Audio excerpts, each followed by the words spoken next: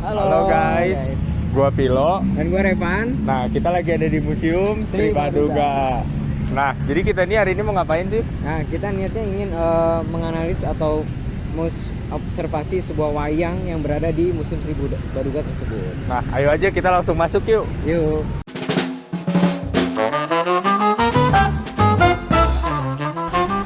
Didirikan tahun 1974, museum ini diresmikan pada tahun 1990.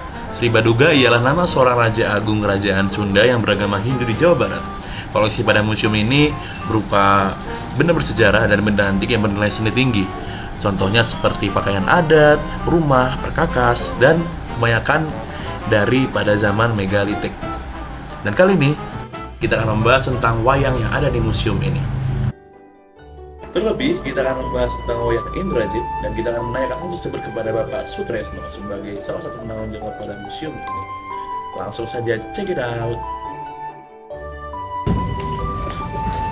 Jadi ini adalah salah satu ukiran, tetapi juga dipadukan dengan lukisan karena selain ukiran yang sangat tipis sekali, tetapi ornamennya juga dibentuk dari menggunakan pewarna atau cat ya. Nah, ini adalah dari masyarakat Cirebon yang memang di masyarakat Cirebon itu waktu itu kental dengan tokoh-tokoh pewayangan karena memang pertunjukan wayang adalah merupakan kesenian yang memang dalam keseharian oleh masyarakat Cirebon itu sering ada pementasan.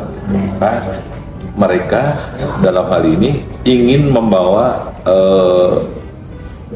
tokoh-tokoh tersebut ke dalam rumah mereka, maka mereka membuat ukiran ini, kemudian yang digunakan sebagai penghias rumah, dekorasi. Tetapi dekorasi yang di sini sifatnya mereka memiliki arti yang sangat penting karena tokoh-tokoh khusus yang diidolakan adalah yang dibuat dalam ukiran tersebut. Seperti ini adalah tokoh Indrajit. Indrajit adalah putra dari Prabu Rahwana yang pada waktu itu adalah dalam epos cerita Ramayana itu dia adalah tokoh yang menculik Dewi Sita dari Rama. Nah, penculikan tersebut tidak dimaksudkan dengan niat jahat, ingin melukai dan sebagainya, tapi justru ingin menyunting dari Dewi Sinta menjadi istri dari Rahwana. Rahwana adalah atau yang disebut dengan Dasamuka.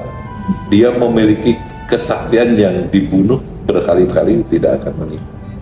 Nah, epos inilah yang kemudian oleh masyarakat di Cirebon itu selalu dalam hiasan rumahnya itu selalu menampilkan hiasan-hiasan dalam bentuk wayang.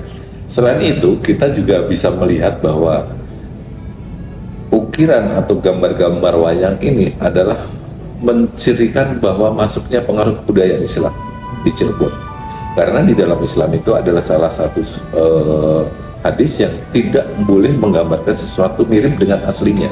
Ketika menggambarkan manusia, wujud manusia asli. Menggambarkan binatang tidak boleh wujud binatang asli. Maka kemudian dibuatlah penggayaan atau stilasi yang seperti ini buat wayang. Jadi mereka membuat tokoh tidak dalam bentuk tokoh orangnya, tetapi tokoh dalam pewayang.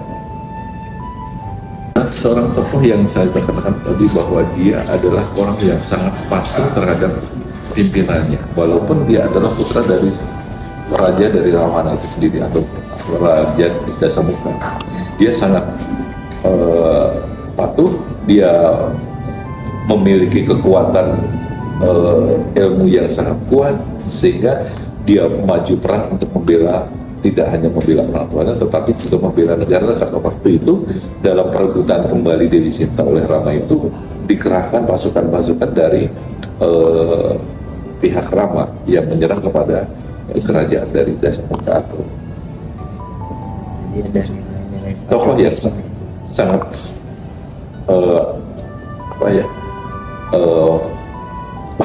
kepahlawanan yang diambil. Tapi di dalam lukisan ini juga ini bermuka dua. Jadi untuk koleksi ini kebetulan bermuka dua. Nah, ini ditujukan ketika mereka itu bosan dengan gambar depan, maka ada gambar belakang. Yang gambar belakangnya ini adalah lukisan tentang Rama dan Sinta yang tetap dalam satu kontekstual antara Rama dan Sinta. Ada Sinta yang pernah diculik oleh Rawana, yang juga di belakangnya adalah Indrajit, putra dari Rawana yang sangat gigih memperjuangkan Jadi memiliki ada dua kepribadian.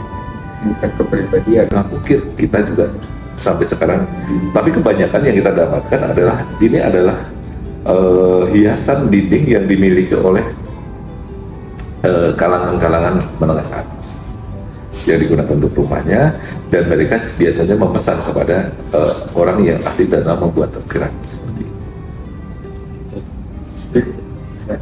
Apakah hanya maksudnya kalau saya tahu wayang itu bisa dimainkan sama dalangnya atau seperti apa? Mungkin ini pakai ya topan kayu sebagai medianya, atau mungkin ada media lain selain kayu. Memang wayang itu kan yang kita tahu adalah wayang dalam yang digunakan untuk permainan, kan ada wayang kulit, ada wayang golek juga, ada wayang. Tetapi kan kita juga harus tahu di situ juga ada wayang beber yang tidak bisa dimainkan tapi berupa kain. Juga ada lukisan-lukisan wayang, juga dibuat ukiran kayu. Tapi ini tidak digunakan untuk permainan. Ini biasanya digunakan hanya untuk dekorasi di rumah. Tetapi dekorasi yang pada waktu itu karena diharapkan ketika kita memajang, ada kepercayaan di masyarakat Islam di Cirebon, ketika memajang dengan wujud seperti ciptaannya Maha Kuasa, itu adalah sesuatu yang tidak boleh, dan itu bisa berakibat terhadap kerezekian mereka. Mereka memprediksi seperti itu, maka dibuatlah stilasi ukiran-ukiran seperti ini. Bahkan ada hiasan-hiasan yang berbentuk macan tapi tersusun dari huruf kaligrafi Arab yang disebut dengan macan. Kali ini sangat terkenal di Cirebon juga. Mungkin terakhir Pak, saya ini penasaran gitu ya, kenapa sih beberapa kayak lukisan seperti ini dan ukiran ini tidak ditampilkan di museum kita, dan apakah untuk secara perawatan di sini ada lukisan dan koleksi-koleksi yang kita bawa ke sini ini adalah kita simpan di satu gudang. Nah, ini sampai sekarang ini kita memiliki 6.900 lebih koleksi, hampir 7.000. Space untuk ruang pameran kita sangat kecil, tapi dari jenis ukiran-ukiran seperti ini jumlahnya sangat banyak.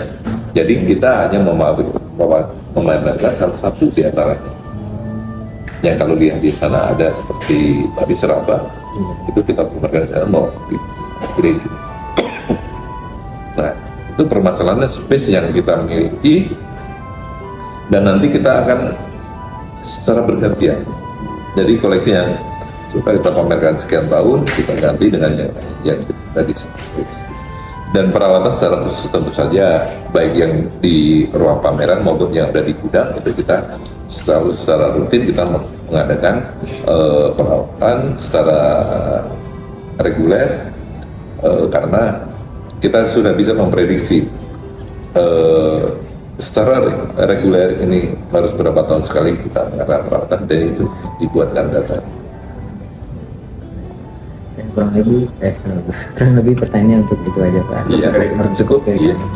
terima kasih atas waktunya. Iya.